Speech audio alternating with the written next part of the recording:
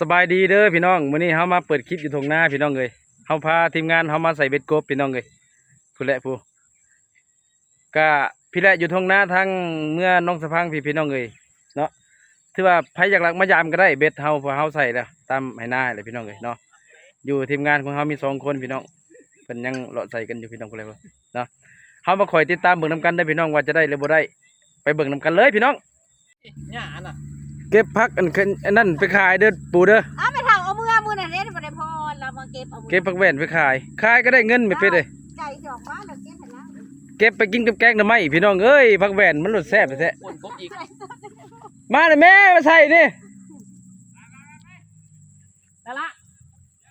หมดแล้วเข้าป่าหมดแล้วเจ้าจะไปใส่เบ็ดอะโจะบ่ใส่เบ็ดอะโจะบ่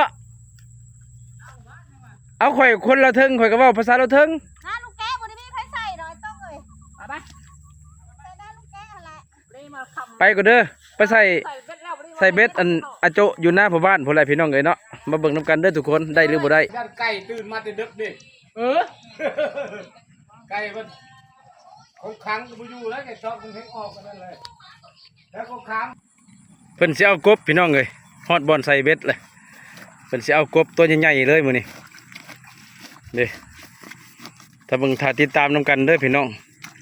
ว่าเฮาสิได้จักตัวมื้ออื่นเช้าก็สิฮู้พี่น้องเอ้ยเนาะฮัลโหลเจ้าสบายดีอยู่ใส่นอโอ้ย่างถ้าลงด้านเลยแหละเจ้าจะใส่สูงหลายเอาลงแน่มันสูงหลายกบน้อยเขาว่าต่ำเลยโอ้สูงเลยตรงสูงพอดีนะเตะไปต่อล้างต่อไปพี่น้อง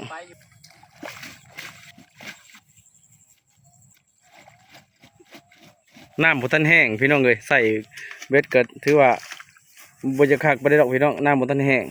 น้ำบ่ทันขอนนะเพราะว่าฝนตกคุมือพี่น้องเลย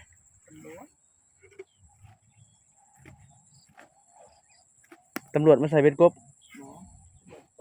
โอ้ปอมแยกกันนี่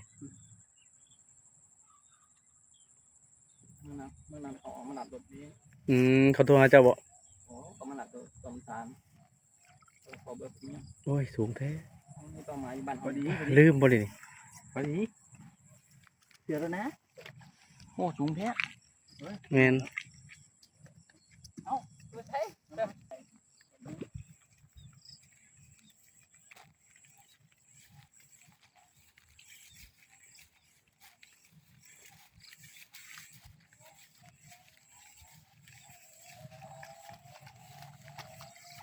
เพิ่นหาบอนใส่พี่น้องเลย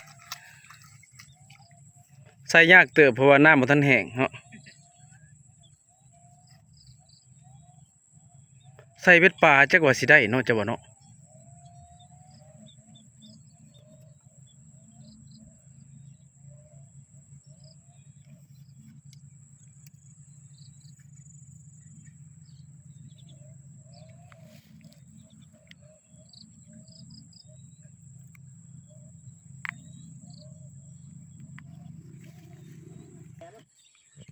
ฮะ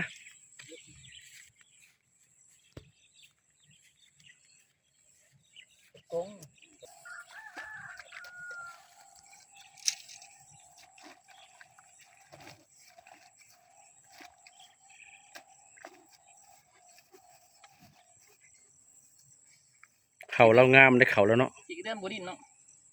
บ่เป็นขี่กระเดือนขอดบ่ขี่เดินขอดขี่เดินขอดเนี่ยขี่เดินดินครับ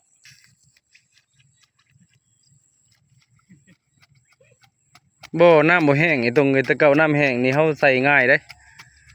เนาะใส่สบัดเนาะจะบอกแม่พี่น้องคนมาใส่เบ็ดนี่ผมรอโสดเด้อโสดด้วยนี่โสดเบ็ด2เด้อ